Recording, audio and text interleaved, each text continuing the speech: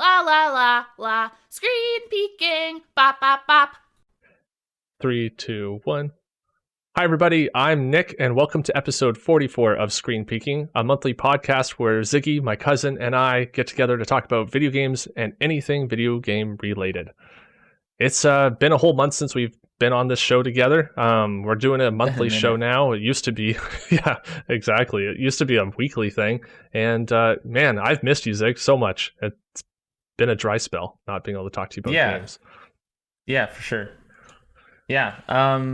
I I kind of want to jump right into it. I'm really excited to talk to you about our Game Club game 12 minutes. Game I've been thinking about a lot. I haven't finished yet, but I have a Mhm. lot of feelings on. Um, so you have finished it, and I just kind of want to ask you, what's your top level sort of feelings on it? Yeah. So just to reiterate what you just said, like 12 minutes, our Game Club game for August. Next month, just quickly remind everybody, we're going to be playing Deathloop for our September Game Club game. So if you're interested, play that. Let us know what you think of it, But yeah, 12 minutes. Overall, I'd say I liked the start and I did not like it by the time I was done with it. Oof, So interesting. It's a it's a game where I played the whole thing with Taylor, and Mm-hmm. we had it started out as this fun thing that we could play together and like, okay, let's try. It's easy controls. Taylor can play. We can both have ideas. We can take turns each loop, and that Yeah, I was could fun see it for a being while. good. I can see it being good on like sort of collaborative level in that sense where you're both like, oh, what if you tried this and you try and then Mhm. your wife dies or something and then you move on. Yeah, exactly. So, yeah, don't worry, everybody. Like, we're not going to spoil the ending. Since I've only beaten it and Ziggy hasn't, I'm not going to spoil anything about the ending. But I would not say this is a spoiler-free talk because pretty much everything in this game can be a spoiler to some degree, whether it's Yeah, combining items or what the solution is to a puzzle. But I know there are multiple paths through this game, and it might not be a spoiler for what you're doing. Anyways, just wanted to say that. But minor yeah, spoilers. exactly. Um, yeah, I started out thinking this would be really fun to play, and yeah, I was right. It was fun at the beginning, but I think after a while, watching the same parts over and over again, it does start to get tedious. And Taylor, who doesn't have as much of it, like I'm starting to lose my attention span, and she doesn't have nearly as long of an attention span as I do. And she's like, "This is feeling a little dry now." And I was like, "Yeah, I get that." Like, so she stuck with it. We finished it, but by the time we were done, we're like, "Thank God, we're done. Okay, no more." So, Yeah, that's rough. what are you thinking of it so Yeah, far? I'm a couple hours in. And yeah, I don't know. It's not hitting the way I was really hoping it would for me. And I think so yeah, for context, I just finished a replay of Outer Wilds, which is one of my favorite games. It's like in my top five. I recorded 3 hours of podcasting. Probably actually recorded like 4 hours of podcasting and then condensed it down to 3 hours between two episodes on the vertical slice, like Yeah, tearing apart the I saw game of that just pop up. how fucking great it is. Yeah. Um, and this game does something kind of, it has a similar idea where it's a very dense environment. There's a lot to unpack in every like square foot of it. And yet as you go through it, learn all the depth in that environment as you go and all the different ways to manipulate it. And I think this game kind of fails in a lot of the ways that is important to make this game succeed. And B, it just, I think Outer Wilds is just a great example of how to do this idea right. And this is a great Hmm. example of why this is a really fucking hard type of game to do right. Because it is like, and I really respect that this game has kind of a wild vision where, it is one room and actually kind of more like 10 minutes in a time loop. Um, Right. where it's like that's all it is, just 10 minutes in one room, and that's kind of cool. Like, how do you fill out a whole game like that? And I love it. Really does go full send on that idea, and I like games that go full send on a full idea and kind of trip up a lot more than games that just kind of do a generic idea just fine. So I really like that this game exists, but I think most of my issues with it actually come down to the fact that they hired three huge Hollywood actors to voice act in this game, because I kept on playing the game like, why didn't they do this? I'm like, and then in my head it'd be like, oh, it's like it's a smaller game, it's small budget. Like I kind of can't have those expectations until I remember, okay, well, Yeah. Daisy Ridley and like all these people are in this game. Clearly Willem they have Dafoe. budget to spend. Yeah. So, but like, why did they spend it on actors instead of Hmm. good gameplay and like, or even things? I kind of feel like in some ways, I mean, voice acting really works in this game because it is so cinematic, but at the same time, I think the dialogue is just, it doesn't branch nearly as much as it should for something like this. And if it wasn't voice acted, you could totally do that because it's just writing. You don't have to pay a voice actor to record it and record it in different ways. But like for me, the biggest thing with the story that felt like a misstep for me is like crazy shit happens, and then when you trigger the next line of dialogue, everyone just forgets about it, even if it's in the same loop. Like I'll be having a conversation with my wife, or like, "What is happening? Like, tell me the truth." I'm like, yelling and screaming at her, and then the next time, I'm like, "Hey, babe, so like, how about that dessert?" Huh? And she's like, "Well, I got some in the fridge for you." I'm like, "What the fuck? What's happening? Why? Like, why can't I just jump all the way from this?" I want to point out something actually related to kind of what you're saying. I had a situation where I went into the closet and I was making a phone call basically, but it was after I was talking to the wife, and she's like going on. She's sad about whatever we were talking about. I won't say. And so like she's like upset. She's like crying, kind of in her hands on the couch, talking to herself. Oh no, like all sad. And she keeps talking, and I'm talking to this person on the phone, and you see both lines of dialogue and the subtitles pop up, and you hear everybody talking at once. I'm like, oh my god, just somebody shut up for a second. Like, who am I supposed to listen to? Anyways, continue. Yeah, no, and that's the thing is, originally in my head, I'm like, oh, like that's a tough one to do, but other games do that right. Outer Wilds, again, was a 6-person project. It started as a fucking student project, and it did it superbly, even with the dialogue, the limited dialogue that is in that game. And so to see this game trip up on it is, when they clearly have the means to, just felt annoying to me, where it's like, hey, well, like, this game, especially when Daisy Ridley and James McAvoy don't even really sound like themselves in this game. Like, yeah, they really don't. And their performances aren't like mind-blowing either. Like, they're fine, but if they were lower level, cheaper actors, I probably wouldn't have heard a difference, to be totally honest. I think it would have been just fine either way. Yeah, the sentences are so short, and like there's just not much being said, like hey, what are you doing? It could be anybody, just about like how can you really draw everything out of that that line. Yeah, so, totally. You ready for dessert? That's all story stuff though. I think the story just so far has kind of been missing the mark for me, and it's hard because the idea itself is really interesting, and the story beats so far on paper have been cool. It's just the actual way it's stitched together into the game just does not work. Or the big thing for me is how the time loop seems to reset your player characters' like emotions and behavior as well as everyone else's, where like, I mean, you can do anything. This isn't really spoilers, but it is possible to kill your wife in this game. You can, pick up the knife off the kitchen counter or whatever. That was your first option, probably. You can do that right off the bat. And you do that, and then he goes into the next loop. It's like, gotta try that one again. They're like, I ran out of time or something. It's like, fucking, like, there's no like, at least record a different line. There's like, a couple. There are a couple or something. Yeah. They do. Because there's a couple like, times. From what I've seen, at least, there's kind of probably only really 3 like emotions that he has upon starting the next loop, which is if it just sort of stops, so like time runs out, or he like tries to walk out of the room, so he's like, oh, what happened? Dang it. Or if he dies, he's like, oh, that fucker, after he kills him, and he kind of gets pissed. Or if I'm trying to remember the other one, I can't even remember the other one. I remember, actually, maybe it is just when the time loop runs out versus when he walks out of the room. But like, it's all kind of the same, and it's just frustrating to me when it's so story focused, but the actual storytelling is missing the mark, especially when this is a story that's so focused on being inside. Like, it's a story that only works in a game, but then the actual game part of the storytelling doesn't work. It's disappointing. Yeah, I guess it'd just be some more lines of dialogue for them to say, like, when he actually restarts a loop, because like you obviously have the Hmm. different dialogue for with your wife that you unlock pretty much every single loop as you're doing different things, and you're starting to Hmm. uncover the clues, and you're getting more options to ask her more information Hmm. about certain topics or certain people. And yeah, if they had a little bit more of that when you start your loop, is that what you're saying, like a little bit more of like, oh And man, I gotta, in the I middle of the wonder loop what happened too. with this, why'd that have to cut out In the here middle of or the something loop like as that. well. Yeah.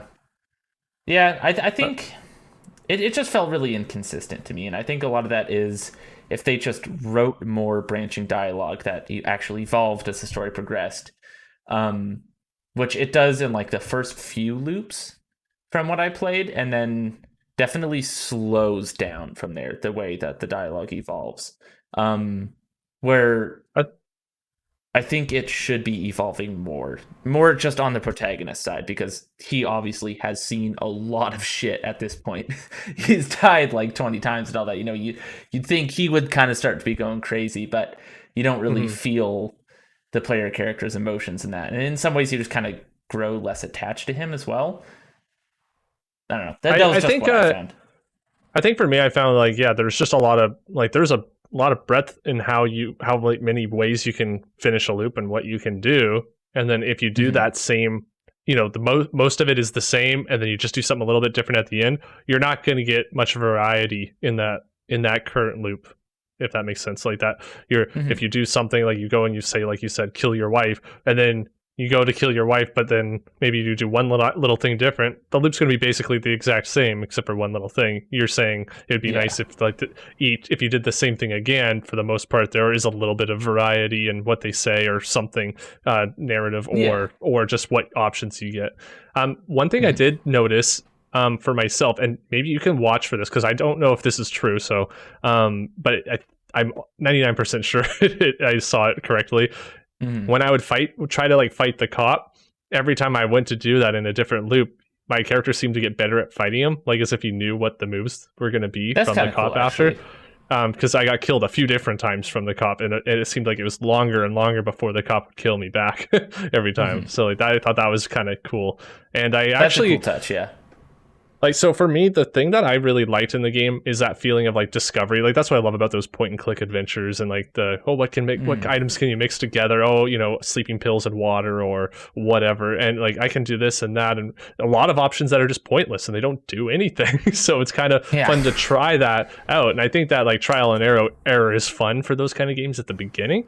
But I think the tough part and the part that really lost me and Taylor at the end is just if you have to keep doing trial and error and you have to wait, like it doesn't respect your time near the end, that's where it starts to become an issue and where it starts to lose like myself and Taylor, and I won't say just everybody, but like I was like, Hmm. this is a short game, short loops of 10 minutes, but you're sitting down together and you're only getting say 6 loops at a time before you're done, you're an hour into this game, and it's easy to fail. So or easy to get through without learning anything or without doing anything new if you accidentally miss the timing on something or you just don't know what you're doing, you're trying a loop to figure it out. I don't know how I'd fix it. I'm just saying it would be um, a lot nicer if it respected my time near the end where okay, you've watched this multiple times, just Hmm. get through to the part or be able to press a fast forward button or something like that.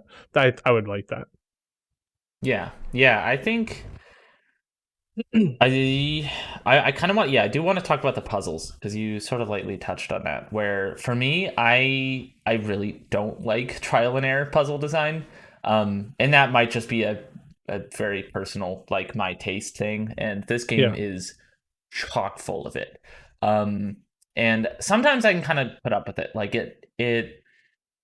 it's different, I would say, than that classic, like notoriously awful 90s adventure game puzzle design, where you mix the rope with the milk and then make That's the I best. don't What do you know, mean like, that terrible design? That's what I loved about this game is that it was like those games. Oh, I don't I know. love Like it. that's always just felt so frustrating to me because it's like completely nonsensical. And I think its puzzles often make a little bit more sense than that. But I guess I found the game's like kind of broke its own logic sometimes. in ways that were frustrating to me, or it would give you an idea and then the solution based off on that clue that it gives you is not what you would expect from that clue. Like an example, this is a really early game puzzle. So I don't really mind spoiling it, but like when you go into the bedroom, you flip the light switch, you're like, it kind of shocks you. And so you're like, I wonder if there's some way I could like conduct it to knock out the cop or something like that, or some way I can use this to like charge something. Like you use the knife very on it? clearly. I haven't, but I assume that would like kill you or something, right? That's what I thought. No, he just goes like tink tink tink tink. Like, okay. Oh, really? I was so disappointed. But anyway, sorry. yeah, and then later, like if your wife's asleep and you're hiding, the cop will walk in that room and turn it on, and then it knocks him out, which felt so inconsistent from before. It's like, wait, what the fuck? Like that did something, and just totally, not what I would expect from that, and not in a like pleasant way, I would say. Which with that, the solution was easier than I would have expected, but other times that was not really the case. Well, that one you got lucky because you have to flip it off, or you have to turn it on and then off, and then the second switch knocks you out. Oh, That's interesting. Why. Yeah. Yeah. So if you do it to yourself, you'll actually lose time. You'll get knocked out and you'll lose time. And she tells you about how if you get a certain line of dialogue, she'll be like, "Hey, like that switch, that second switch when you flip it, it like really gets you." And so you're like, "Oh, okay."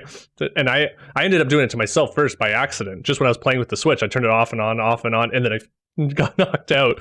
And so then I was like, "Oh, I got to try this on the cop." But that was, yeah, I don't know. Just on that one. That also kind of brings another thing when he said like you got lucky, because that's kind of how I felt with every puzzle in this game. Where I would just eventually sort of stumble on the solution and be like, oh, okay. And then, I'd get some more branches from there and stuff to go off of. But oftentimes big reveals were just sort of like I would accidentally do them. And right. That's just not as fun to me personally. I can definitely see, like you're saying, you love that kind of puzzle design. I think that might just be a personal. Yeah, I like it to thing. a point. But I agree. Like if you feel like you just got lucky through every single part of the game, that's not rewarding. That's not really fun. No. I like it when they sprinkle a couple of those weird ones in there where it's not so you can't just fly through a game. I like that myself, where it is a little bit, or even if it's not essential to beat the game. I like weird puzzles that you can, or things you can combine that you just wouldn't expect, or situations that you can cause that you're like, oh, I wonder if I could do that, and you kind of try to make it work, and then you make it work, and it's like, oh, that was cool, even if it's not a way to beat the game. I like those kind of things, I guess, to be more clear. That makes sense. Yeah, that makes sense. There's something else I wanted to say that I am struggling to remember. Well, while you're thinking about it, I'll say the ending does not land very strongly, in my opinion. I was really, really disappointed with the way they ended the story. I'm sure some people are smarter than me and Taylor, and we're like, oh yeah, that's obvious. Like that, the way they explained it is very clear. But I think with me and Taylor just playing it together, and you're playing together, you're going to talk to each other a bit. We missed like maybe 2 lines of dialogue, and I swear we were like, so wait, is it this? Is that person's that person and that? So wait, what is happening? Do we need to read a summary when we finish this? Like, we were kind of like, wait, did we miss an important part? Like, just trying to understand the connection between certain characters at the end. And then after talking about it for a couple of minutes, we're like, oh, okay, I think it's this. So then we looked it up just to make sure we were on the right track, and it was exactly what we thought. And we're like, oh, okay, guess we were right. That's still not very exciting. Okay. Yeah. There wasn't like a big twist. And so I was kind of surprised, because I think I didn't have anything spoiled on Twitter, but I know on Twitter I saw people like, oh, when the twist happens, or when the big twist happens, and I'm like, oh, there's going to be some big twist. So if I didn't get a twist, I was like, I'm not near the end yet. And then eventually it just ended, and I'm like, oh, okay. Interesting. Yeah. Yeah, that's disappointing to hear. I do plan on finishing the game, but just because it's short and I want to see it through. But yeah, I had higher hopes for the game than what it's delivering, I think. Oh, I didn't even say. And so I should be clear about this. We did cheat at the end. We fully looked up what we were supposed to do, because it was, I think, whatever. I go to bed at really early because I get up at 4 a.m. So it was 9 last night, and we were like, okay, we're going to bed. We need to go to bed. And we were at a point where I had a couple more ideas and I think one of them was actually correct to continue, but then there were still a few more things that I would have had to do. And Taylor and I were like, Okay, like Taylor was done. She was just like, this is not fun anymore. This is not fun going through these loops anymore. You know what I mean?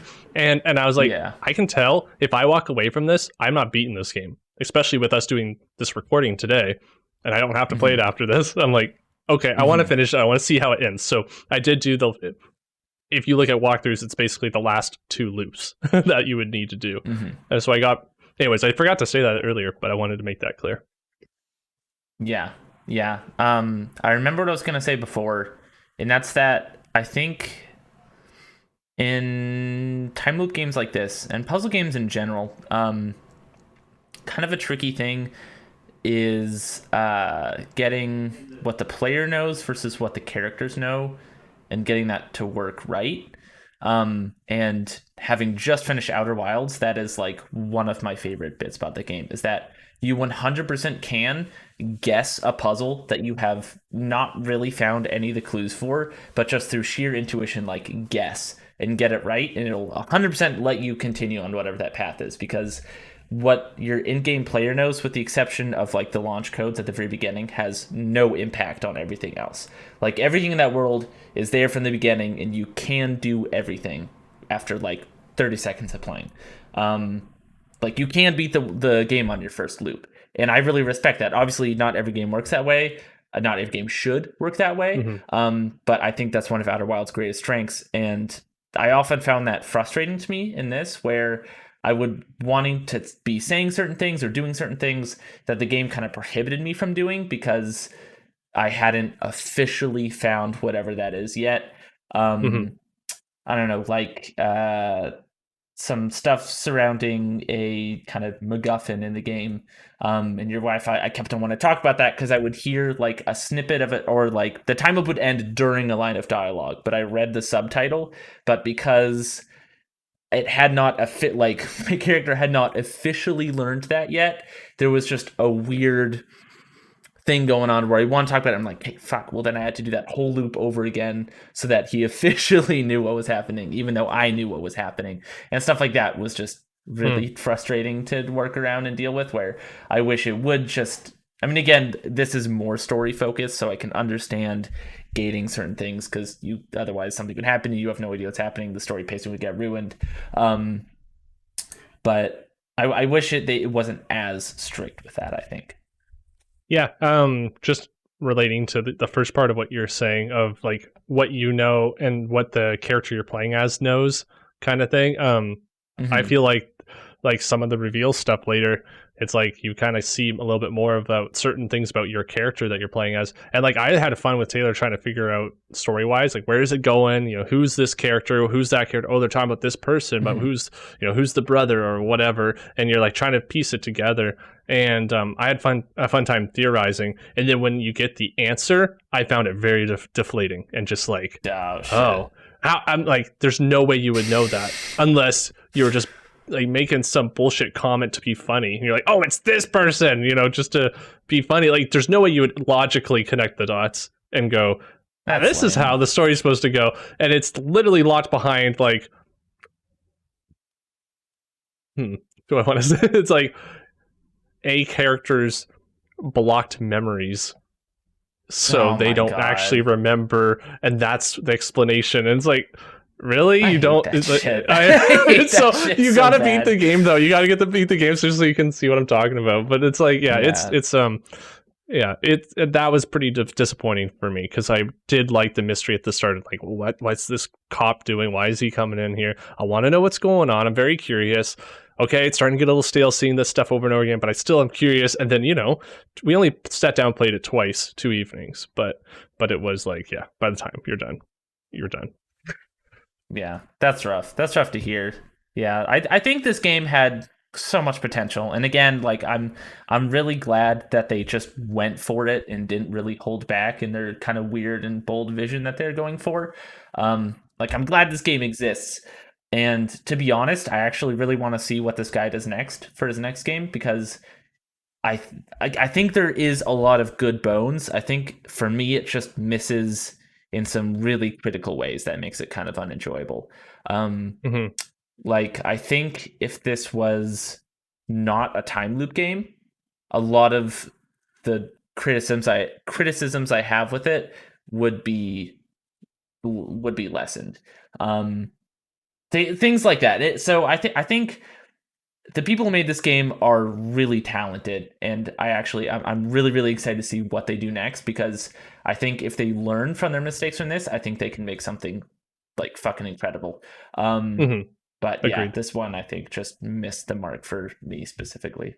But it also had, like, having seen people talk about this game, it does seem to be genuinely divisive, where there is quite a few people who are like on our side of things, and I think there is actually a lot of people who really really loved it, which is cool to see.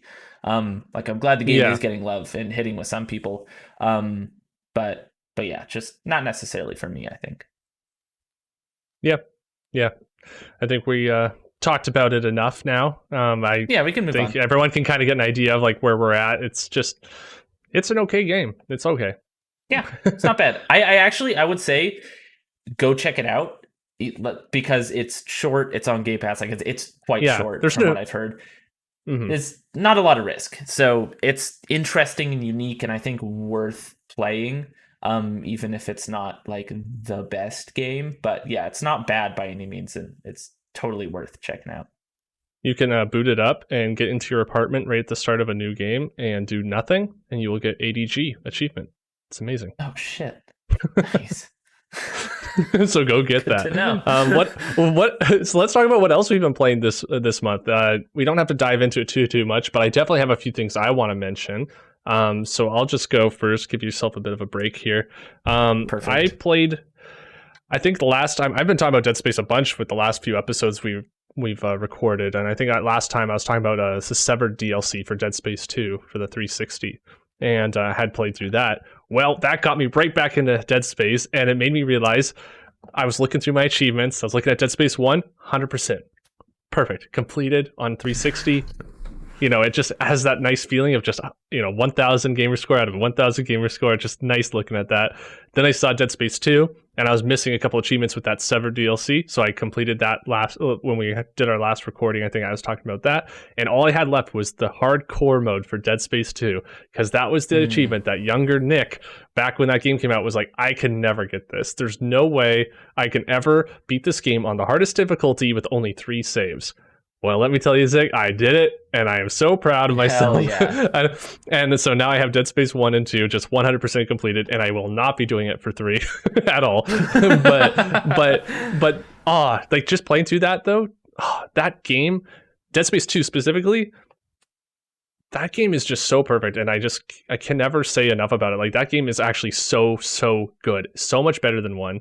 I used to just have this connection with 1 because it was that first one, and it's just like that feeling of like the first Dead Space experience. But 2 just plays so good, and I feel like the pacing is just perfect, and like the difficulty like spike, or the way like it kind of increases your difficulty in the situations you're in, and yeah, it's just awesome. There's a little bit of puzzle solving, but not much, and nothing too crazy, but enough to make you think a couple times. And yeah, and a lot of stress and a lot of scary situations, especially when one wrong hit and you lose potentially 4 or 5 hours. It is scary as hell. But the biggest thing that was useful is just having that like quick and easy. Turn off the Xbox, you're going to load back up exactly where you were. That was really nice. But that's all I'll say on that. Yeah. I was just really stoked about that.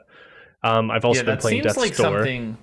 Oh, That yeah. seems like something real quick that is greatly, greatly enhanced by the fact that like quick resume exists on these new consoles. Because having to just keep that open or somehow only play the game in 3 sessions Yeah. seems like an absolute nightmare.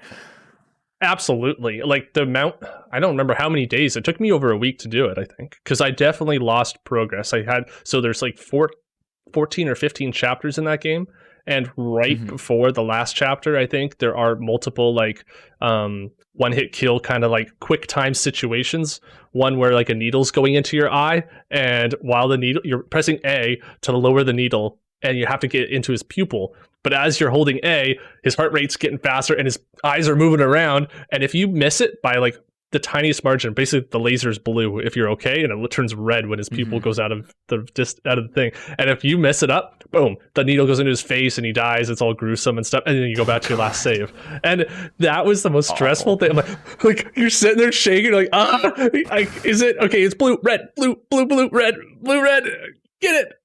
And then you die, and you're like, damn, okay, got to go through the last bunch of fights again. Get all the way back there, and you're like, okay, don't mess this up. And it's like really close, like beautiful. 10 minutes, 15 minutes from the end, like final fight. So you're like so stressed at that part. So that's why I'm so proud of myself. So horrifying.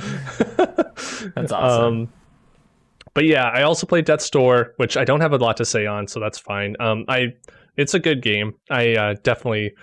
I saw a lot more praise for it than I understand, but that's okay. It's great for. No, I think it's a great game. I just mean, like, I think it brought my expectations up here, and it probably was more of like a here kind of thing. I would say for me, it's like an 7-8 out of 10 for me. Where like it's good, it's fine. I just I'm streaming it right now on my Twitch channel and trying to play through that one before I continue and start playing my Dark Souls games. I was just laughing because that feels very relatable with one of the games on my list as well. Gotcha. And the last one I'll talk about, because of course I played 12 minutes. I played Curse of the Dead Gods, and that's a game that I was just like not expecting to play. But it was something on Game Pass, and I'm like, I'm just gonna boot this up and try playing it. And it looked interesting, it looked fun. I was like, it's a roguelike kind of game. I like those, just do a couple runs and get off. I love the style of it. I love the diversity of each run and what can happen. And I could talk about this for a long time, so I won't. But like, this is my addiction right now, where every minute I have, I will like just go and do a run. And the fact that in a run, each room, you have rooms and you can save at the start right when you enter the room. So if you want, you can just save, play something else later, and then continue your run. And I really appreciate that, because a lot of those games where you have to do your run or die, or if you like quit the game, then you're going to be back at the start. So, and it's a fantastic roguelike game. And if you really like that kind of thing, and you like more like a, temples and where you've got like all the different spike traps and flamethrower like statues and all these great little like booby traps to avoid and enemies to fight, and a parry mechanic, a dodge roll, stamina, and randomized like you got your melee weapons and combo attacks and two-handed weapons that are ultimately strong but they use stamina, and like all these, like, you can get really in depth with the stuff and the builds, and it can be really fun. What about you? What have you been playing this month? Yeah, I've actually played. I kind of dipped my toes in a bunch of different stuff. Probably the earliest one I want to talk about is Tokyo Extreme Racer Zero, which is a PS2 game that I found for like $5 at my local used game shop. Thought the cover. Actually, wait, hang on. I'm gonna get it real quick because the cover of the box is like the raddest shit.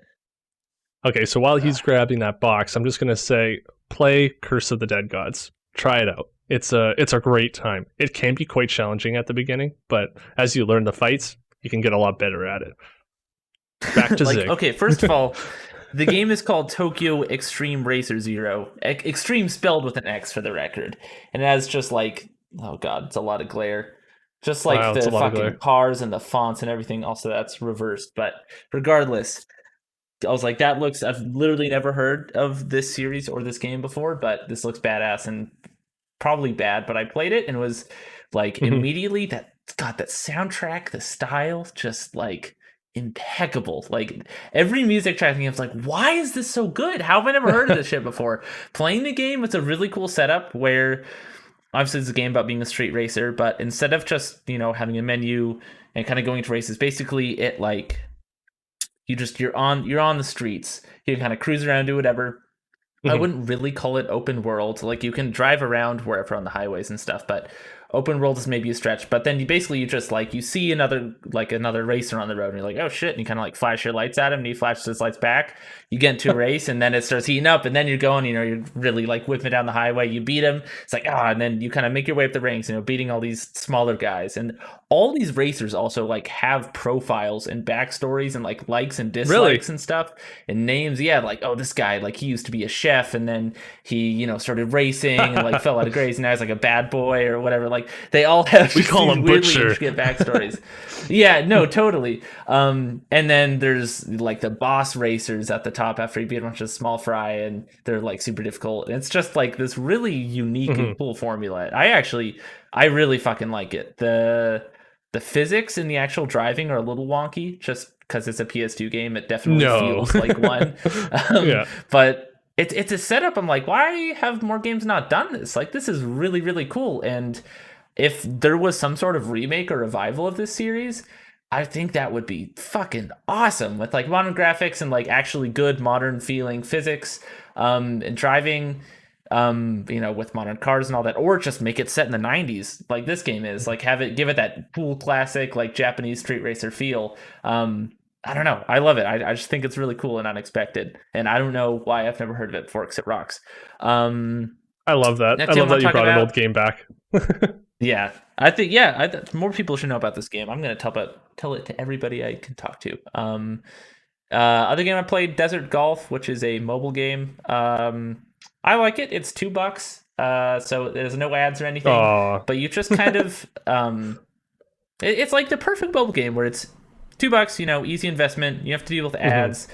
It uses like no battery life. It's basically just virtually infinite little golf courses on the desert where it just keeps going forever, and it's all like just simple enough to keep you engaged if you have like a moment of free time, because I don't usually really play games on my phone, but I keep playing this one for some reason. I like it. I don't have much to say other than that. It's doing something right. Minutes. Put the balls in the holes. Exactly. It's satisfying. I jumped into Phasmophobia, which was very cool. Really? Yeah, one of my friends, he said he got it and was like wanted someone to play with, so I jumped in with him, got it. It was like $12. Playing it in VR is very cool. I actually don't know how much I would like it just on flat screen. I think it's enhanced a lot in VR. Right. But I really, really like multiplayer games where not everybody has to be in VR, because none of my friends have VR. So, so I like being able to play games with them and still be in VR and stuff and have the super immersive experience. But I think it just does such a good job of creating those like classic horror movie and horror game experiences totally systemically and not at all scripted, where, like an awesome thing, my friend Owen, we were checking out a room somewhere. We were trying to like bait a ghost to come out. We were like calling his name, kind of trying to piss him off and slowly lead him in. And he walked into the room, and then on the notebook we left on the floor, the ghost wrote like, "You can't run" or something. And then the little talk box was like, "Kill, attack." And then the door like shut behind him and locked. He's like, "No!" Oh man. They're like freaking out and like screaming and like trying to get the door open, until like eventually it did, like for whatever reason he survived and we managed to get him out of there. But like, just that awesome experience. Or the basement in the most ominous way possible. You open up the door and it's dark and scary as shit down there. Like, oh god, going down there. It gets those experiences so well, and it's more impactful, I think, because it's systemic, where it doesn't have the predictability of the way those moments would work in a movie or a game, because they are kind of cliche at this point. But it's not like, you watch a character go into a room in a movie, you're like, oh, they're going to get stuck in there. Because at this point, we've walked into a million rooms, we've done this a million times, and it hasn't happened before. So when it happens this time, it's scary as shit. And when it's actually, like my friend that's stuck in there, not just, I don't know, some guy you don't care about. It's awesome. And also, when you die, you get to be a little ghost. And no one can see or hear you, but you can interact with physical objects. So I would always get like some shoes or cans and stuff, and then try to like just hold them, wave them around to like give my friends information, where if there's a ghost coming, I'd like, I'd be shaking them, like telling them to go, or they'd ask me questions like, oh, is he nearby? And then I'm like, wave them up and down, yes, or like left and right, no. They'd be doing something that I'd just kind of be like playing with them, like throwing them around and stuff, like, oh, hi Ziggy, and like wave one of the shoes back at them, and then keep doing whatever I'm doing. Or you can like fuck with motion sensors and stuff. Like it keeps it fun even when you're dead, which I think is cool. Yeah, that's nice. But yeah, that's been a really cool multiplayer experience. Definitely would recommend. I played a little bit of Psychonauts 2. I played like the first level. Really like that so far. I don't really have much to say because I'm so early, but I think so far its translation of a PS2 game into a modern setting has been pretty flawless. I'm really excited to keep playing that. Because that was like last night I started playing it. I haven't had any time to jump back in. And then I finally started playing Hades now that it's on Game Pass. Yay! And yeah, I think I had a similar experience with this as you with Death's Door, where seeing this like on so many people's Game of the Year lists and some people's like favorite game of all time and all that, I think I was just expecting more than it actually was, because I really like the game. Same as you, I think it's a great 8 out of 10 roguelite. Right. But I definitely wouldn't call it Game of the Year 2020, not by any stretch of the imagination. Like personally, in my head, I kept comparing it to Enter the Gungeon because it felt it's similar.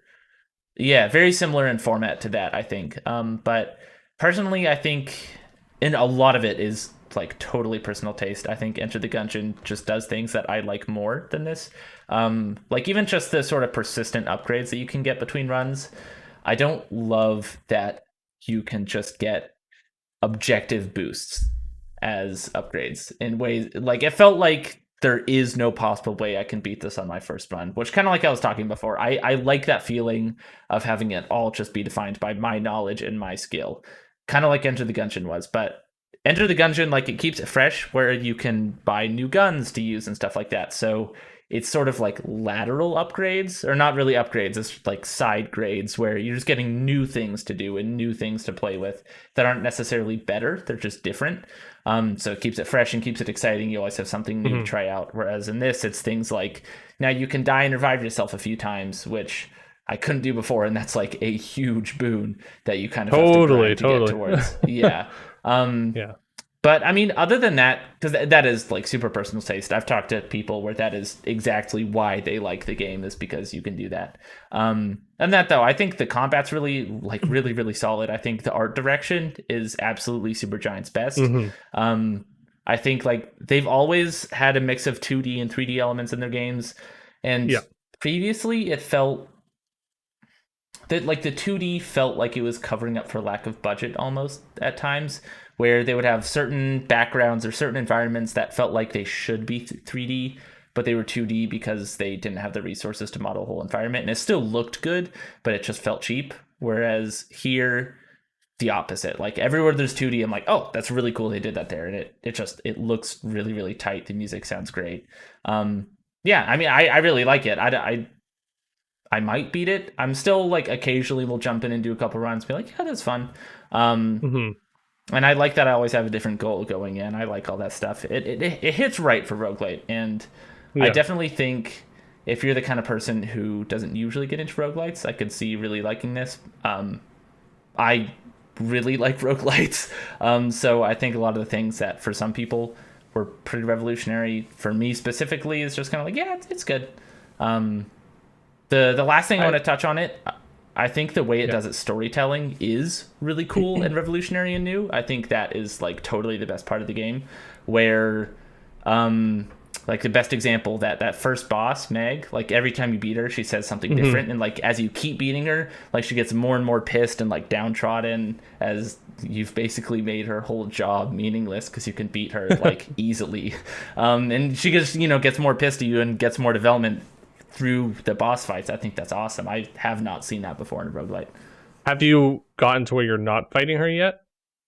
Yeah, I've started fighting her sisters. Yeah, like that cool I thought was so cool awesome too. I was like, holy cow! And then you start seeing her back at like the main hub or whatever. They talk with her and stuff. I thought that was so cool. I'm with you though. Like the art direction and the combat were the two things that were like really cool to me. I love the different combinations for depending on what weapon you're using and how that upgrade can affect it. Like it's so wild. All the different variations was just fun to experiment with.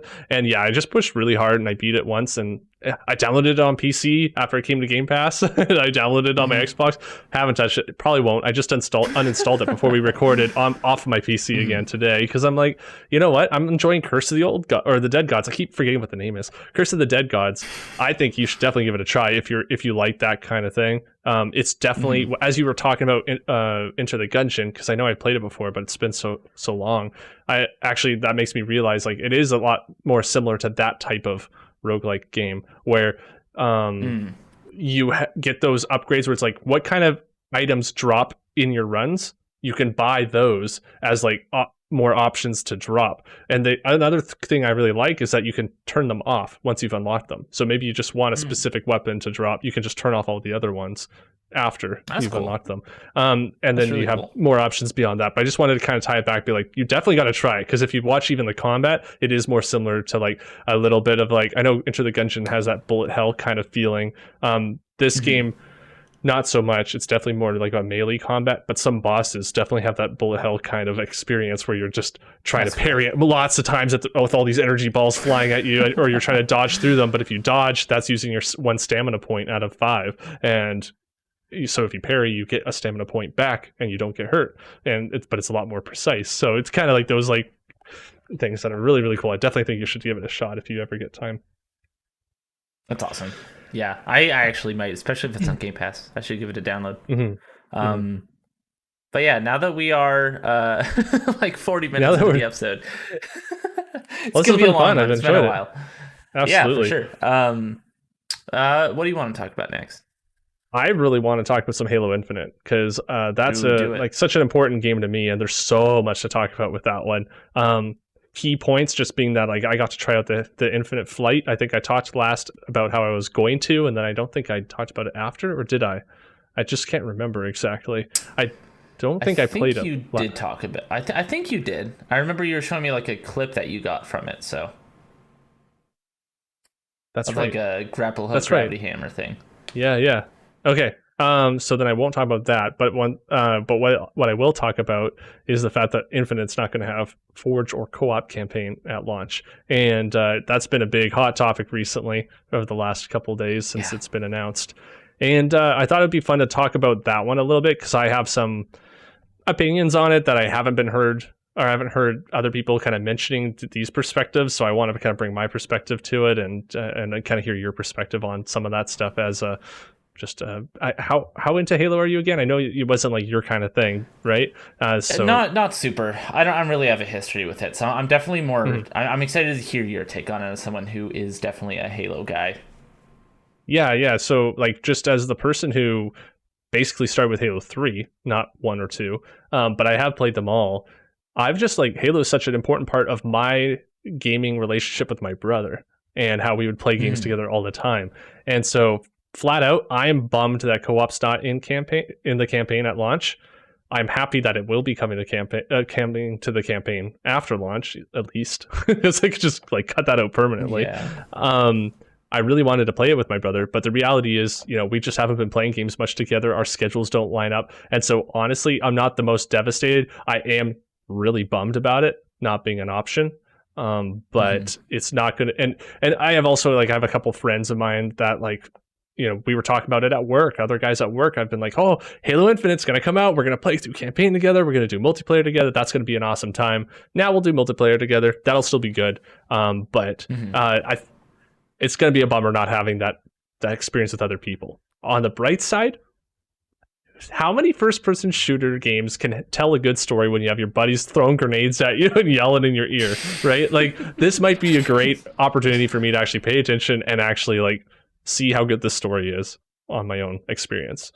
But yeah, that's kind of my initial thoughts. What do you think of a game that typically every launch has always had a co-op campaign, and now they don't for this one?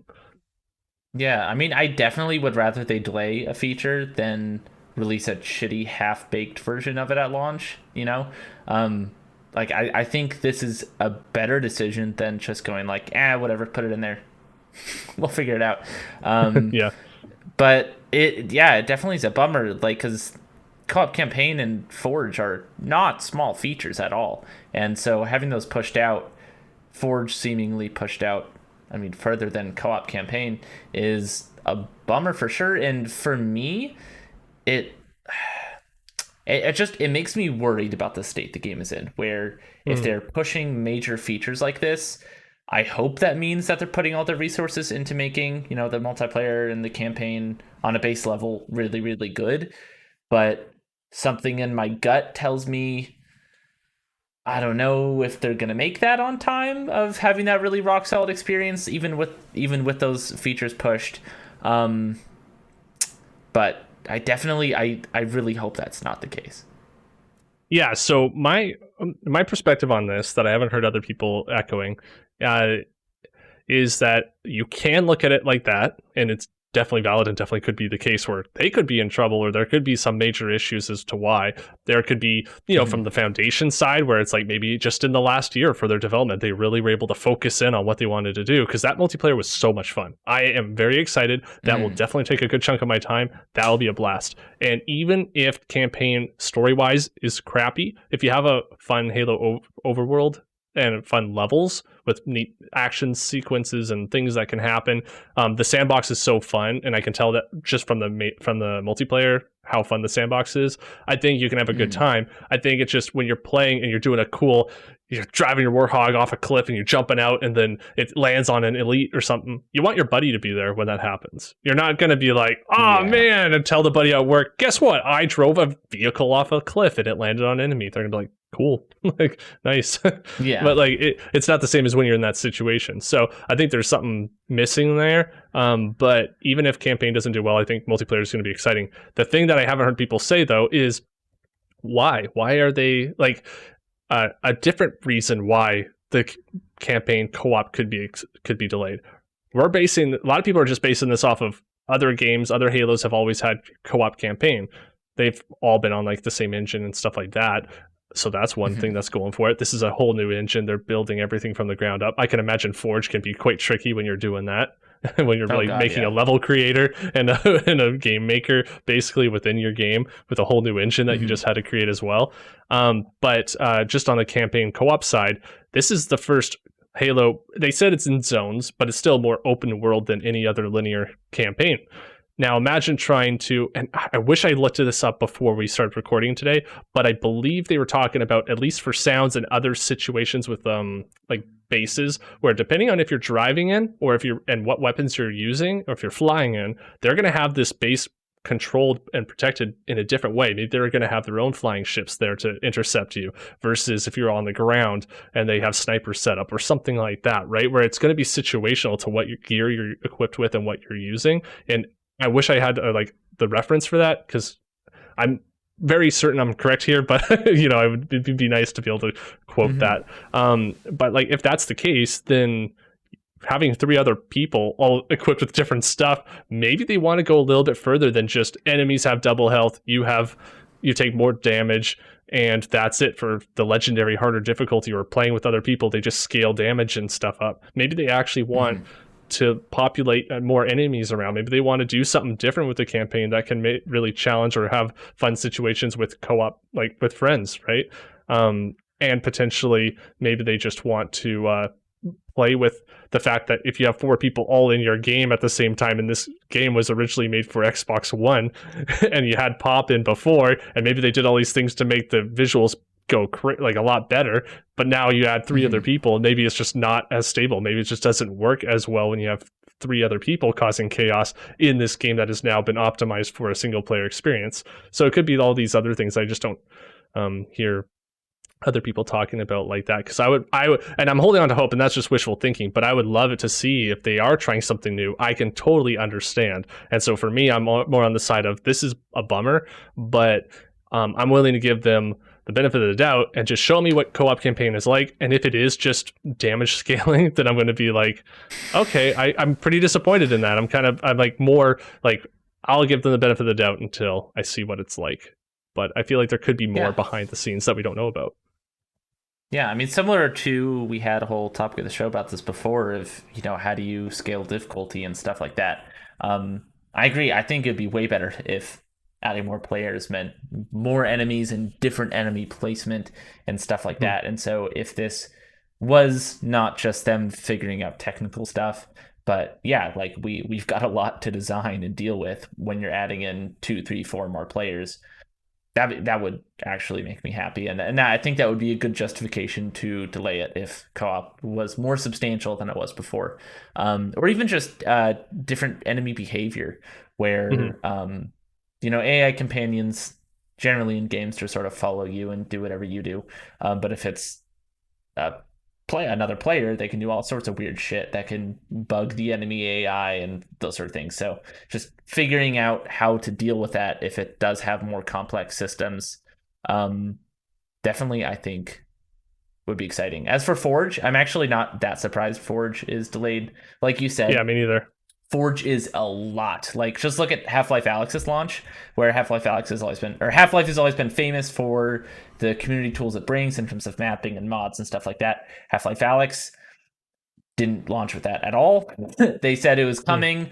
It came very late and was very lackluster in the tools that they gave because it's a whole new engine that they are still learning how to deal with, let alone build good tools for the community. And I'm sure it's a similar thing here, where building development tools for the community is fucking hard, especially when it's a new engine that you're trying to make. So yeah, that's fine. Take your time with Forge by all means, but yeah, co-op, we'll see. I hope it's for a good reason.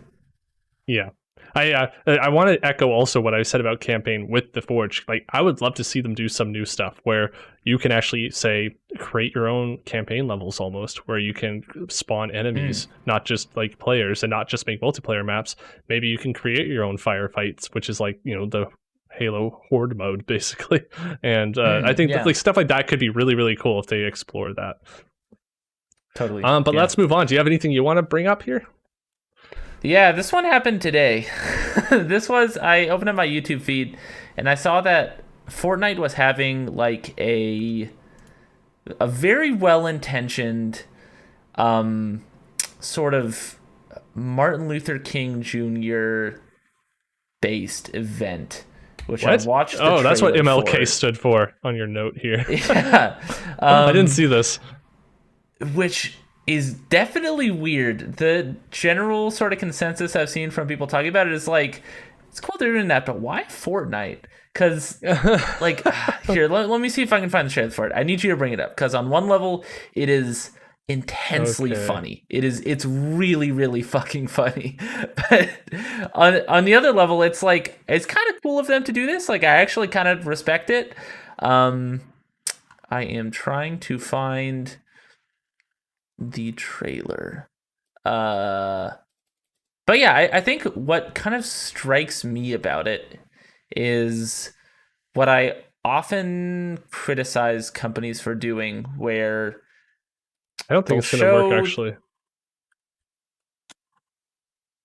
What'd you say? I don't think it's going to work for me, actually. Oh, interesting. I'm going to try, but I don't think it's going to work because I have a different resolution screen, so it's probably going to be cropped in some weird way. Oh, yeah. Hold on. Either way, yeah, it's called Fortnite's March Through Time Martin Luther King Jr. Experience. The trailer is a lot of Fortnite characters sort of mimicking history, where they're standing like around the Capitol, similar to, like, you know, the way things. I think I got it going now. Like the actual events, except that it's just Fortnite characters. So there's, like, you know, a dude in like a big pink costume and like a fucking superhero. Yeah, I mean, you've got it. Like, and again, it's really well intentioned. I think this is a cool thing, but God, it's weird. How odd, though. Yeah.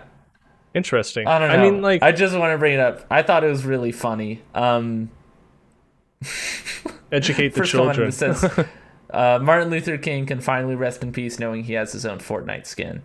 If they put him as a character in Fortnite, that would be fucking buck wild, and I kind of hope they don't do that. Buck wild. Border on disrespectful. But yeah, I just want to bring that up because I think it's interesting that they're doing Martin Luther King event. Because usually you kind of see companies do this like in February during Black History Month, or when something big happens and it's kind of hip to make a stand on those issues, which it's great that they're saying that, but I wish that they would do that all the time, not just when it's like a hip thing to do. And this is Epic doing that, where there's nothing right now to really prompt them to do that, but they're doing it anyway. And I think that's actually really commendable. So I want to applaud them on that, even if it's really weird and maybe a little bit off the mark, but I appreciate the sentiment. Nice. So I kind of feel like the last big thing, and this is definitely a big one, Gamescom. You want to talk about that? Yeah, that just Yeah, that just happened. Hey, I haven't really been able to watch much of it. I watched a couple of trailers, but it's really been like just yeah, busy a couple days. But yeah, I mean, with the trailers I did see, I didn't really see anything that stood out as I got to see this. So Same. maybe you can bring something up into my view, and I can share it as you talk about it, because I don't really know what was shown recently. There's been like a lot of stuff announced too, so it's kind of hard to remember what was from where. Yeah, I Gamescom has it definitely seems like Gamescom really wants to be on the same level as E3. They have Does not it? gotten there. Definitely not yet. It seems like they've tried to stake themselves down as a big game event. Jeff Keighley especially seems to really market opening night live as like a big Yeah, centerpiece thing. You know, it's the end of the Summer Game Fest, all those things. Last year it was disappointing. I think that was like the first like live stream we did together was that, and we were like falling asleep during it. So right. this year I'm like Yeah, I'm not watching that again. I'm not falling for that. And sure enough, there was not a lot there. Xbox's event I thought was pretty poor overall. I didn't yeah. I watch saw the that actual thing, so I sentiment. can't speak for the pacing. But looking at the trailers coming out of it, there was a really cool look at Forza Horizon 5. It basically just showed the opening to the game. Like, I didn't learn anything new about it. I'm just excited for it. So I like seeing more footage from it. But other than that, it was a whole lot of nothing. Um, The Saints Row yeah, reboot. honestly, yeah, actually, that was one I wanted to talk about. Have you watched a trailer for that yet? I did. I saw that CG trailer with a little bit of gameplay or Yeah, whatever. yeah. I don't have a terribly strong relationship with Saints Row. I played Saints Row. I think I've dabbled in 3 and 4. I haven't played like the first two or Get Out of Hell or anything though. I Hmm. didn't beat any of them, and I've always liked Saints Row well enough. I like that it's kind of has its own identity in that space. It really goes for it in terms of its tone. Whether I like that tone, it's kind of hit or miss. I've never thought that their humor is like that funny, but they really got their own thing and they really go for it. I respect that. What kind of bugs me about this is it kind of feels like they're stripping away a lot of that very distinct personality it had and making it just kind of feel more generic. Um, which is disappointing to me as a non-fan, just because I always respected, like kind of like I said before, I respect games that just fucking go for it, do their own thing. And with this, it just looks a lot more bland than it was before. Where the characters in it look like every other character you see in a AAA video game, where you have your, I don't know, they look like Watch Dogs characters, which like Yeah, Watch that's Dogs true. Legion characters, I should specify. Which just not that interesting. Not that interesting. Yeah, seems like not a great direction for a reboot, I would say. I'd have to see more to really have a pulse on it. Yeah, you know, it's always those CG trailers and the small clips that you get to see. It's like there's not enough to go off Yeah. of. But all I know is that with Saints Row, I know I played a ton out of. I want to say it was the third one, but it was all I know is I played a lot of it. I don't remember almost a damn thing other than I made myself some vampire woman when I made my custom character. Because, you know, young teenage Nick, I'm like, how big can I make the boobs? And you're just like, Oh, they let you get that's it just. big. Yeah. But I just mean, like, you know, I don't know how young I would have been at the time. I can't even remember. But yeah. Anyways, I saw it and I was like, that's one of those ones. I definitely like. I like that you said Watch Dogs Legion. I got that same kind of feeling behind it, where I was like, that's Yeah. going to come out and be forgotten so fast. But Oh maybe not. yeah. It depends on what they go with, like game direction. And I just feel like there's not enough to go off of with that CG trailer, other than yeah, we're doing it. We're doing that thing. So Yeah. um, Yeah, I, I'd agree. I really liked the Halo Infinite CG trailer, though. Of course, being that Halo fan that I am, just was fun. It's always fun just seeing like Spartan flying down and saving a human from some alien threat. hmm But I didn't really see like Cult of the Lamb looked kind of neat. But I really liked the art style for it, but I don't think I'll play it.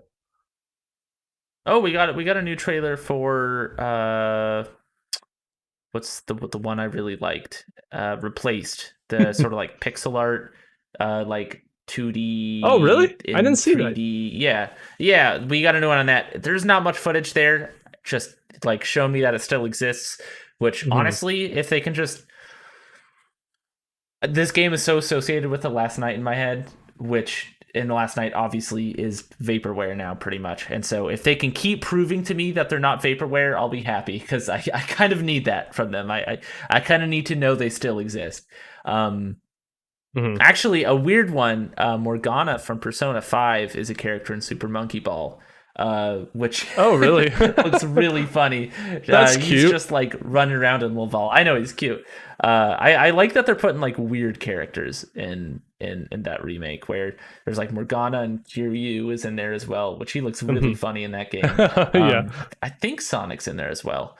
Um, That's a game that oh, I this is keep wanting to one. get the more I see trailers for, and it's funny because Me like too.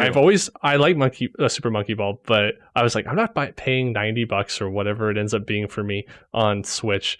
But if Taylor's interested, I could see myself like, and the more I'm seeing these trailers, the more I want to show her a trailer for it and be like, "Are you interested?" So, Yeah. I've heard it's fun to play with friends. I've never played a monkey ball game, but oh, great I time feel with like I friends might for like sure, it. for sure. My mattress Um, just fell over in the background.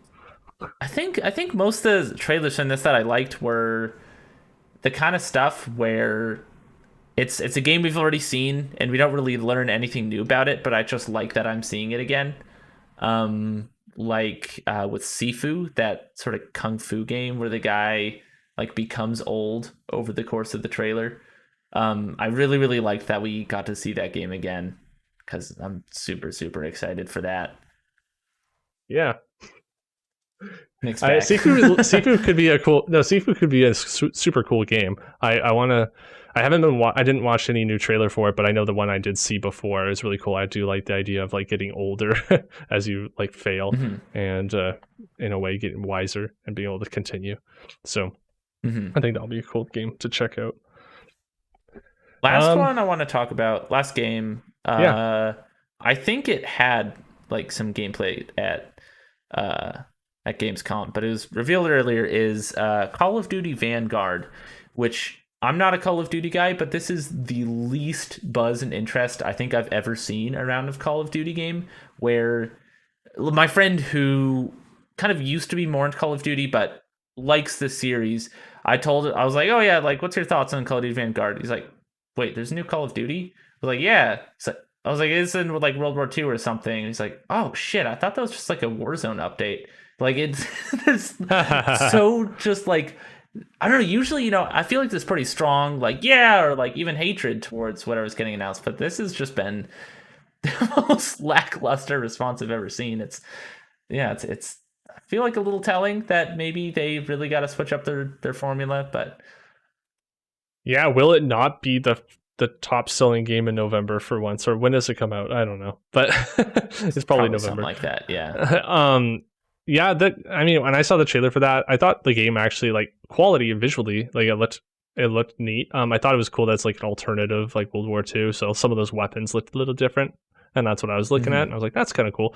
Definitely not a Call of Duty person though. So like, I don't play Warzone. I don't play any of that, and I really liked playing through the newer Modern Warfare way back with my brother. hmm But I haven't really played it since, and it's kind of those things where it's like I've had a good time with Call of Duty, but I'm just, and also it's just all the stuff with Activision Blizzard right now. I deleted my Blizzard account. I've totally removed that, That's and good. it's also somewhat easy for me because I don't play any of their games and I don't care about that stuff, but it's still I just did it and was like, you know what, move on. I'm not going to play Overwatch 2. I'm not interested in that. I was interested in Diablo, but like who knows if that fourth one will ever come out, and it's actually same for Overwatch 2. Who knows if that'll ever come out? And like I just don't Yeah. really care about any of their stuff. And right now, this month, I feel like I have so much to play that like I just can't even stay on top of it. And so I have no problem just not playing Call of Duty. Yeah, no, same. I guess yeah, I actually forgot that happened in between the last episode and this. I personally want to address that. I have a lot of feelings on it. Most of them are what the fuck Activision, and what the fuck Blizzard. This is definitely not the first time we've seen allegations like this come out, but this is easily far and away the worst response we've ever seen from a company where That was a big one, yeah. it was these things are coming out. It's horrible. A woman lost her life over it. She killed herself. Like, I cannot say enough that it's fucking atrocious shit happening within that company. And to have their leadership give one really half-assed, obviously bullshit statement about like, I feel your pain, when he was the Hmm. problem, when he was like a big part of the problem. No, you don't feel your pain. You are the pain. And then having other people say like, no, these are like horrible allegations. None of this happened. This is all bullshit. It's false. Like, and then Hmm. I think recently, I saw the state of California is adding on to the lawsuit the fact that Activision has deleted emails and destroyed evidence of what's happening, which is again fucking atrocious. And yeah, I'm totally Yep. with you. Like, I was really, really excited for Overwatch 2. I fucking love Overwatch. I will not be buying that game 100%. Like, having I almost said Jeff Keighley. Um, Jeff from the Overwatch team. I forget his last name. The fact that he left a little bit ago, and I remember seeing him Right. like, weird. He was really passionate about that game. Like, that's weird. He would just leave. Looking back, totally makes sense. Like, that's a bad company, and Hmm. I don't blame him for wanting to leave. And I feel really bad for the team that has to pick that up and try to put out a complete game. After losing your creative lead and having, obviously a horrible culture around you. Um, Hmm. but yeah, I cannot feel good about myself supporting a game like that. Um, just when the whole development around it, not just there's a lot of cases where whoever's at the top of the production has done some awful shit, but this is just poison all the way to the core at this company, and a refusal to deal with said poison, and that I just can't support. Yeah, the big thing for me was like the response and how poor that was. That was the Mm-hmm. biggest like telling like thing for me where I was like, oh man, like you've just lost. I didn't have much respect for the company. I just felt like they just weren't doing a great job on just making games in general before. Totally, yeah. But yeah, when it comes to like ethics and like human rights and just how you treat people, I was like, okay, well, you lost me 100% now. Mm-hmm. And the way you responded to this could have been a lot better. But what I wanted to really like talk about on it, like I actually didn't originally, but like you bringing this up and wanting to talk about it more, something I would like to say is like it's so important for a company to really build that base, that belief system, and like what is okay, what is not okay from, and having that good strong core of managers at the beginning. Like Hundred for percent. those who don't know, I work in a store of about 170 staff, and I'm one of about 20 managers maybe. And it is so important. It's so hard to go backwards if you start letting things happen. It's so hard to go, Mm-hmm. no, this is not okay now, and to start and even just let's say and I'm talking about much more mild things. Obviously, we're not doing anything Yeah, like yeah. Activision Blizzard. But you treat someone wrong, or you start acting a little bit more flippant with everybody, and everyone's just making these sarcastic jokes, and everyone starts feeling like no one's taking anything seriously. It starts to build up to that real quick, and it's hard to dial it back. And again, I know I'm using such a minor example, but I just want to say like it is so important to like really Mm-hmm. keep like as there you have a management team, they have senior management, they have all this stuff. Like it's important that they need to like make sure this stuff doesn't get to that point. It's going to be a big financial loss. So what? You had the options to like be able to make sure this doesn't get there, and now it's gotten there. So now you just gotta eat it and deal with it, and you got to make sure that you're Mm-hmm. making this right. Like it's one of those things where it's like, oh well, we can't just let people go. We can't just fire these guys, or we got to make sure we're doing it right, so we don't have to pay them extra or whatever. Like you can't just worry about that stuff now. Yeah, It's already no. past that. You got to just get rid of the nasty people and try to like support and raise up the employees that are actually like caring about what they're working on, caring about the company, wanting to do better and wanting to work well together and all that stuff. Like if they don't have the right training, train them. But it's about personality and about values and who you are as a person and what you care about that really can make a really strong employee. It's all those other things, like if it's management skills are lacking or if it's like technical skills, like teach them, support those people and bring them up and replace the bad. And that's kind of like the best way to deal with it, in my opinion, as someone who Mm-hmm. just is a retail manager, but still, Yeah, that's no, just it is the same concepts, yeah. And I think when it's something this severe of, again, people have lost their lives over shit, over this shit. The one Mhm. person has at least. I don't know if there's others, but when it gets to that point, you can't expect the people who are the problem in the first place on the executive and the management level who are seeing these things and letting them fly. You can't expect those people to be the ones to fix it. Like, they have to go, even if they were not the ones doing those horrible things. By standing by and letting them happen, in my mind, as management, that's just as bad. And so those people have to go. Like, to actually fix the issue of the culture at that company, you have to deal with not just what's the source, but what's allowing it to happen as well. Mm-hmm. And and like what you're talking about in terms of culture and management, all those things. My last job at a restaurant, same thing, even smaller scale than what you were saying.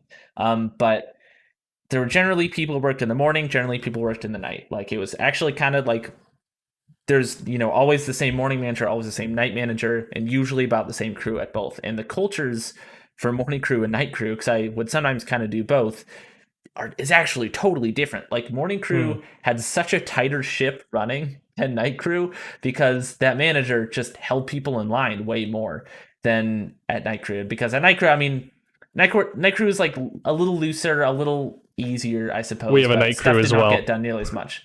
Yeah, and I found myself like kind of getting on people's asses way more then, because stuff would just fly. People would either forget to do something a lot, and it's just frustrating. And again, way more mild than the issues that we're seeing here in terms of sexual harassment, but same ideas and same concepts, I think. And it's really important to deal with just cutting that poison out, and it's a really hard thing to reverse. But I actually think, at least from the public eye, a good example of this is Riot. Riot had a lot of shit happening before in terms of their company culture, and it actually seems like, from the bits that I've heard, things obviously very slowly, but things are beginning to turn around, and they are beginning to be a better company to work at now than they were before. And that's good to see. And the response to those things was, I would say, initially kind of rough, but eventually did get around to actually doing something about it and not fucking destroying evidence. Like, God. And we should probably move on, because I'm just gonna be circling back. No, to it's the same true, stuff, but like, yeah. Bungie is a company. Bungie's a great company that has actually had like great inclusivity from the beginning, and they even have their like internal groups for like trans people, for black people, whatever. Hey, they have all these like ways to support and lift up those employees. And I think like that's just an example of a company that, from my outside view, seems to be doing things the right way, from the ground level up. You just really support those people. Don't make people feel left out. Make people feel special. Treat everyone equally. Treat everyone like with the respect they deserve. And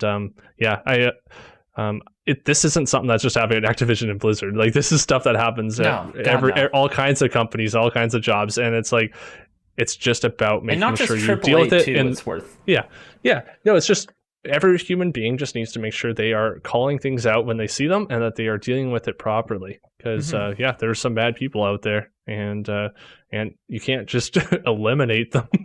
So you gotta treat it the right way. So let's move on to our 50 favorite games of. Oh, I have one last thing I want to say on that topic, which is just that good company cultures breed good games. Like, at the end of the day, having a toxic, shitty place to work at is like in any workplace, but especially one like games, where it is focused. It's a creativity and passion driven medium. Double Fine seems to be like that.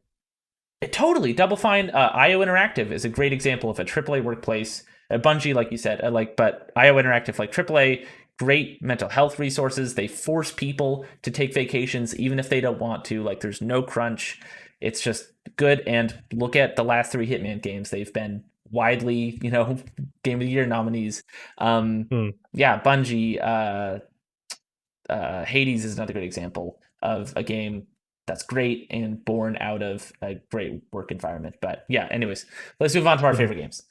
Yeah, so we're, I believe, on to number 23, and we'll probably throw in 22 as well today, for our favorite 50 games of all time. Do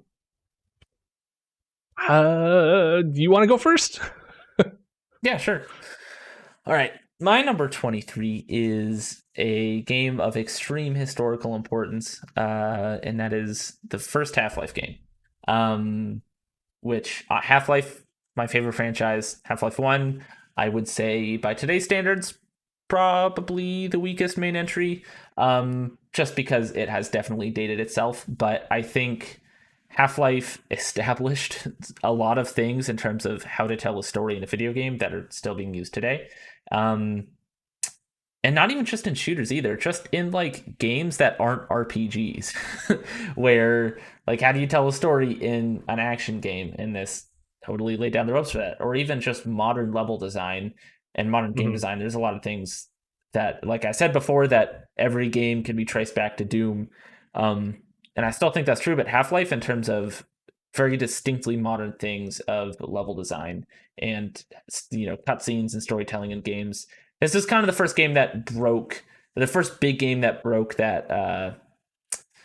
Was it John Romero who said it? One of the big names on Doom. I remember they saying something along the lines of like stories in video games are like stories in porn, where it's expected to be there, but no one actually cares about it.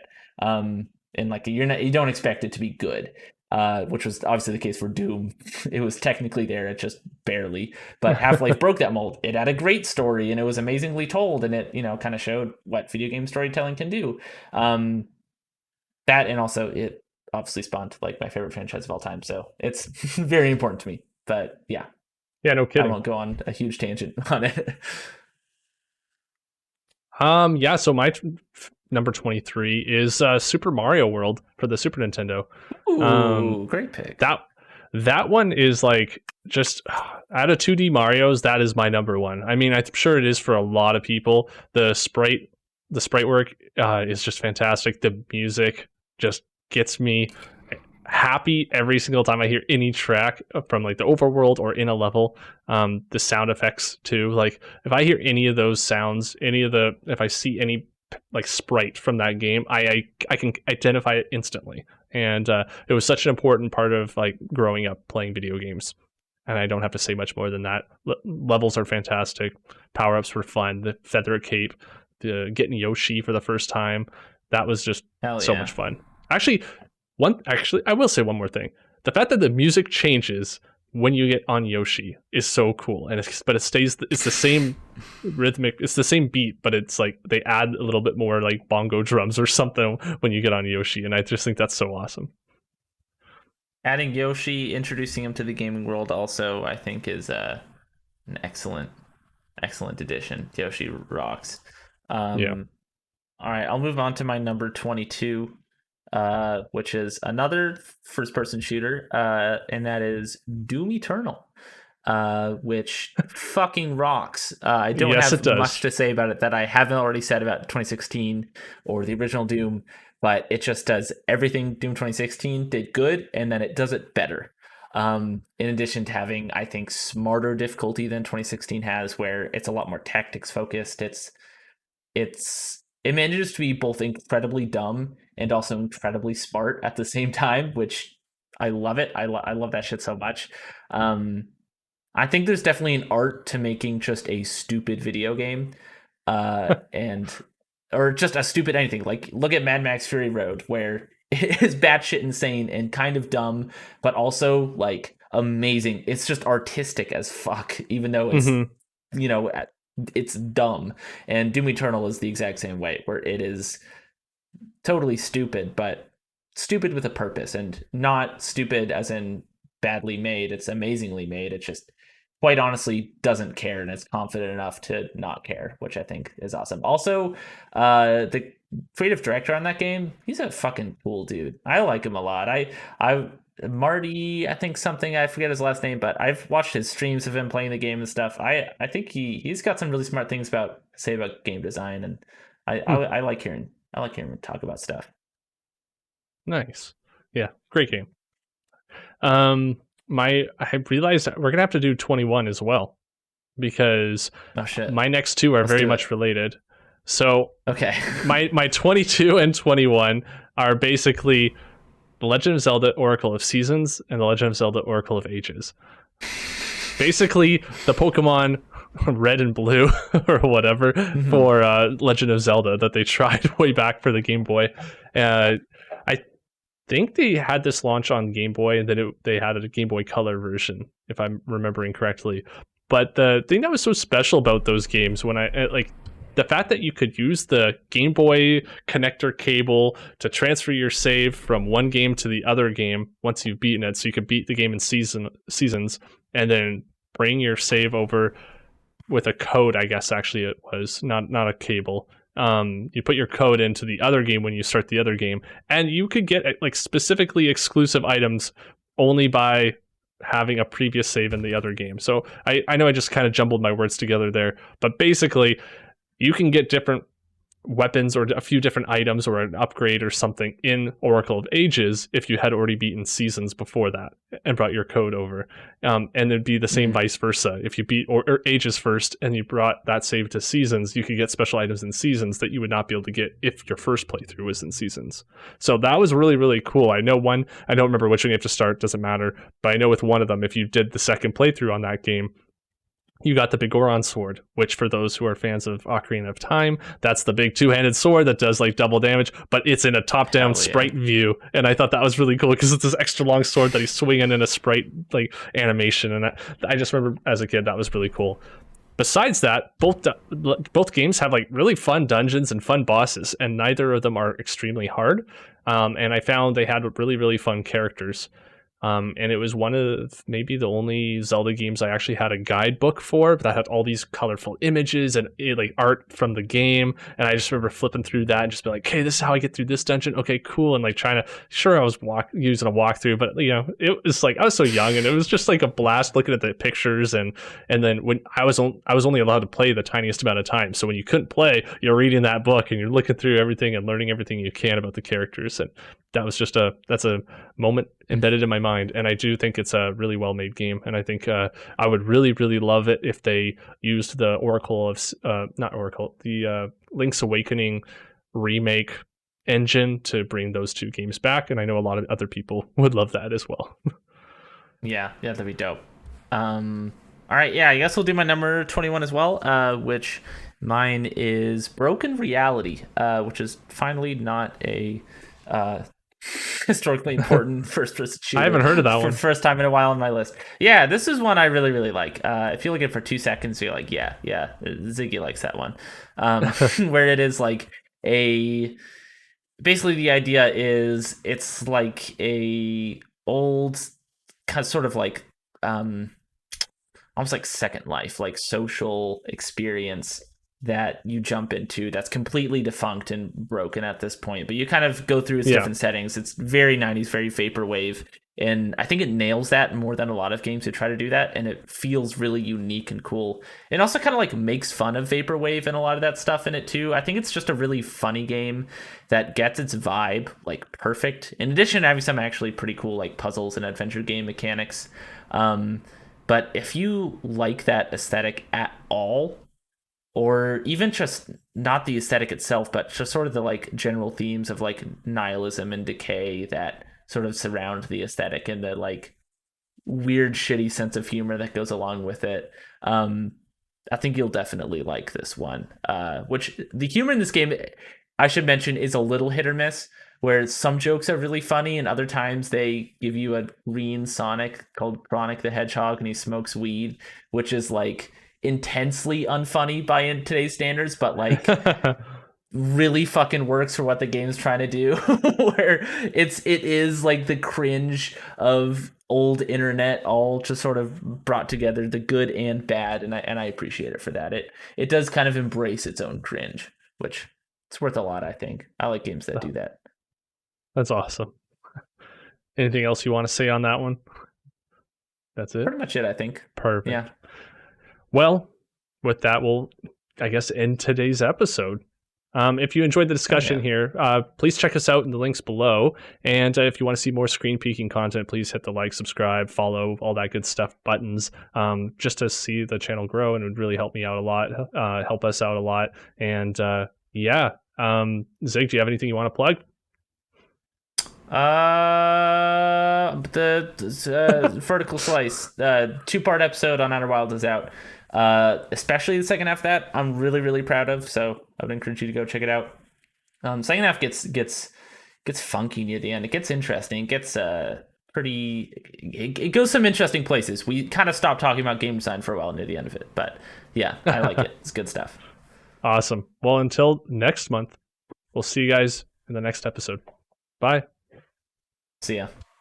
Oh, keep peeking that screen. Almost forgot. Almost. All right.